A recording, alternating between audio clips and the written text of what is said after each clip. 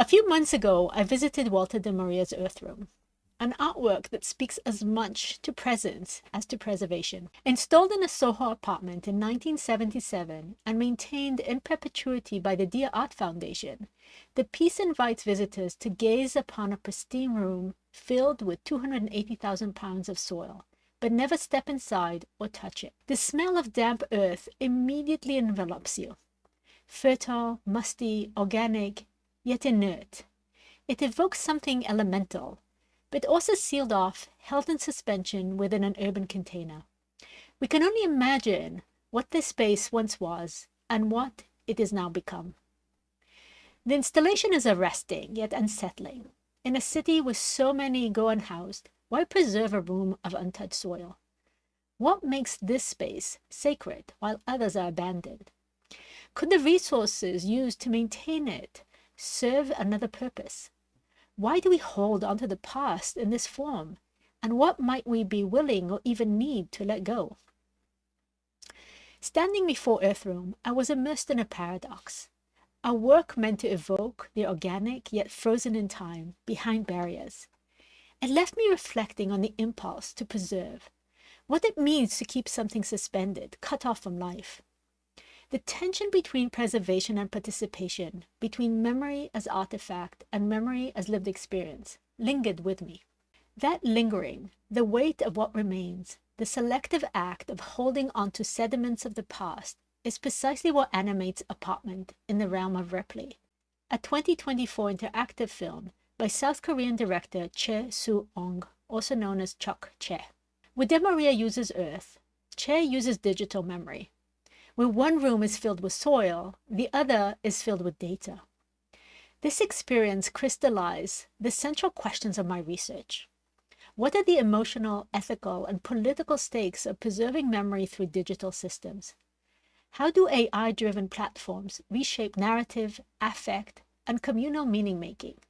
Set in 2080, Ripley imagined a future where mind upload technology allows people to access and interact with others' memories. A detective uses the tool to investigate a cold case by entering the mind of a brain-dead boy, the only witness to a death in 2009. But the boy suffers from Ripley's syndrome, a condition that blurs fantasy and reality, complicating the inquiry. The simulation doesn't merely reconstruct an apartment. It reanimates the economic despair, political disillusionment, and emotional fragmentation of 2009 South Korea. To get a sense of the film's tone and visual language, let's take a look at the trailer.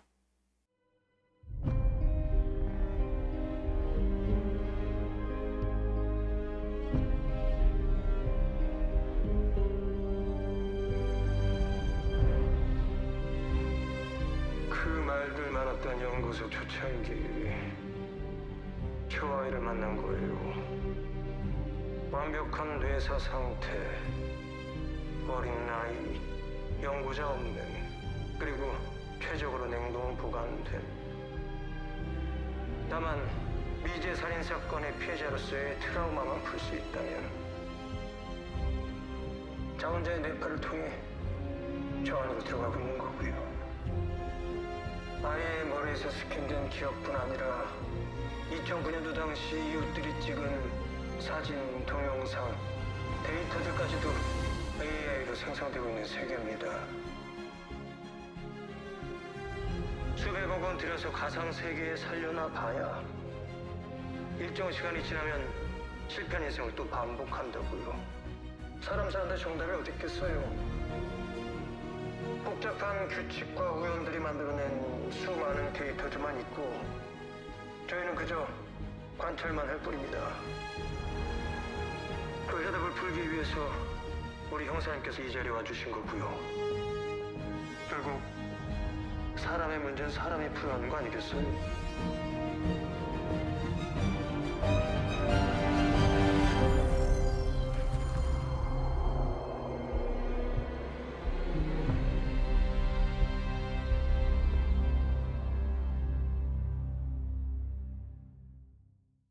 The murder mystery is a decoy.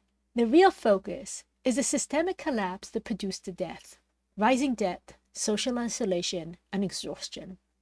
Its refusal to name a single culprit critiques narrative closure, pointing instead to structural violence. A later revelation that the memories are not the boys, but the detective's, who is grieving his daughter, further complicates the story. Their memories surge, blurring subjectivities and temporalities. But Ripley is more than a film. It's a participatory performance that blends cinema, virtual reality, and artificial intelligence. One audience member wears a VR headset, navigating the memoryscape, while collective audience decisions shape that participant's journey. The film and VR unfold in parallel. Occasionally, a feed appears, a glimpse into the hidden world. At 4 key moments, the audience can speak into microphones to communicate with an AI-driven character, whose responses direct what the VR player sees and hears. In one scene, for example, the audience must decide whether to open a virtual door, knowing the murderer may be behind it. Most say yes. When the door opens, the VR player is attacked by a shadowy figure, prompting gasps, laughter, or stunned silence. It's a moment of collective complicity that reveals how easily caution gives way to spectacle. As Che explains, this is no simple choose-your-own-adventure, but a social experiment, an ethical provocation embedded within interactivity. Could allow us to live longer in a virtual world. Open the door. Open the door. Open the door. Okay, open the door. Open Was it open or closed? Open. Open. Okay? We'll keep watching them. Thank you, guys. Che is also developing a fictional lab website that uses AI tools like Runway Gen 1 to process audience input and generate new video fragments based on their choices, alternate scenes, imagined futures. The work thus evolves with each performance, creating a dynamic film shaped by audience emotion and ethical perspective. What draws me to Ripley is how it weaves cinema, VR, live performance, and AI into a reimagined form that challenges conventional ideas of authorship, spectatorship, and immersion. AI is treated not as a tool, but as a generative collaborator. Ripley doesn't seek to replace human storytelling, but to bridge the intimacy of traditional filmgoing with the interactive logic of contemporary platforms. The result is a hybrid, part film, part memory theater, part algorithmic system. Although set in 2080, Ripley is unmistakably about the present. Its timelines are layered. It begins in 2009, unfolds in the present, and projects into the speculative future, mirroring our own disjointed experience of time in the digital age. Looping, recursive, saturated with historical fragments, archival traces, and algorithmic predictions. This recursive temporality brings to mind Henri Bergson's concept of la durée, a qualitative, continuous flow of time not reducible to discrete units. Rather than progressing linearly, Ripley accumulates and reactivates memory through repetition, variation, and affect. It returns again and again to the same murder scene, not only in search of new clues, but to re-inhabit a bygone moment, to reanimate memories of people no longer present. The murder is never truly solved.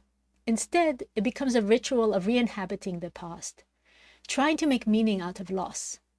Lingering becomes a narrative method, a refusal to resolve, a decision to dwell. This structure is not just temporal, but also procedural, since audience input is processed via large language models to produce new sequences. In this way, Ripley collapses past, present, and future into a single recursive interface. This raises a critical question. In an era where everything is archived, replayed, and indexed, how do we move beyond loops of historical reproduction? Ripley doesn't offer easy answers, but it does suggest a shift from memory as storage to memory as performance, from preservation as freezing to lingering as feeling. The rethinking of narrative structure, at the core of In the Realm of Ripley, intersects with broader cultural debates about memory, selfhood, and data in the age of AI. In Ripley, memory becomes a resource, indexed, simulated, and redeployed by AI. The mind is transformed into a narrative database, its continuity disrupted by the very mechanisms intended to preserve it. What begins as a promise of remembrance becomes a theater of prediction, where the self is reconstructed through algorithmic filters, audience participation, and aestheticized performance, all shaped by the forces of platform capitalism. This is where Ripley offers a critical intervention, not by imagining AI as a replacement for human activity, but revealing how AI collaborates with us, performs alongside us, and shapes the boundaries of what stories can be told. The act of uploading becomes not a vehicle for digital immortality, but a framework for reflecting on how we live with data, how systems structure our narratives, and how we might still find ways to speak back. Ripley's use of AI and large language models also speak to a deeper cultural tension between accumulation and innovation.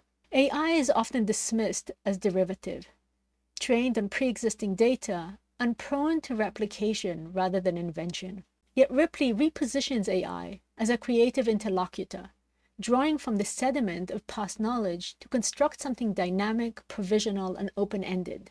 Here, the past is not simply replayed, but reorganized into new constellations of meaning. This framework resonates with theorist Lev Manovich's idea that narrative and database are not opposites, but intertwined. In the language of new media, Manovich argues that digital culture reshapes narrative through modularity, remix, and user participation. Ripley embraces this shift. The base film is only one version. Each performance generates new iterations. The story lives not just in the film, but in its extensions, through the audience, the website, and the code. Yet, as Maria Hassapopoulou reminds us, interactivity is never neutral. Whether a Netflix screen, a VR headset, or a polling app shape what kind of choices we can make and how we relate to the story. Platform design is never just aesthetic, it's political. It encodes assumptions about agency, authorship, and power. Even in participatory systems, agency is constrained. Ripley acknowledges this tension while still inviting emotional and ethical engagement. This is why Chair describes Ripley not as a game or as a film, but as a form of social cinema. At its heart is not technology, but the experience of shared spectatorship. Participants are encouraged to speak aloud and argue with the AI, contradict its logic. During its premiere at the Venice Film Festival, one audience member shouted, "I don't want my memories kept by you." The AI paused, others clapped, the simulation responded. That moment, unscripted, collective, and embodied, is where Ripley truly lives. This return to communal spectatorship is no small gesture. In an era of personalized feeds and streaming solitude, Ripley seeks to restore something lost, the emotional labor of being present with others. Chair's vision recalls Janet Murray's Persian call in Hamlet on the holodeck, for stories that are not just told to audiences, but told with them, through interactivity, through digital immersion, and through care.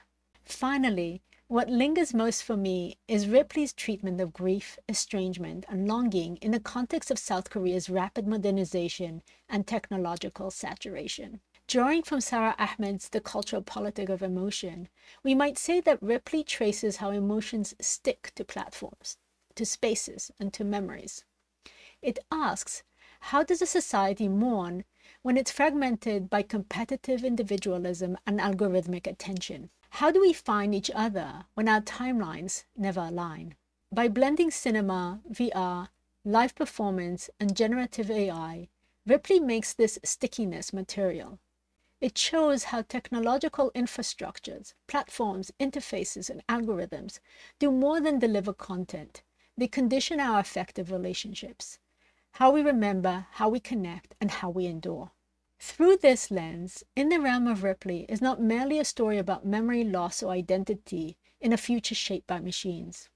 It is an experiment in lingering.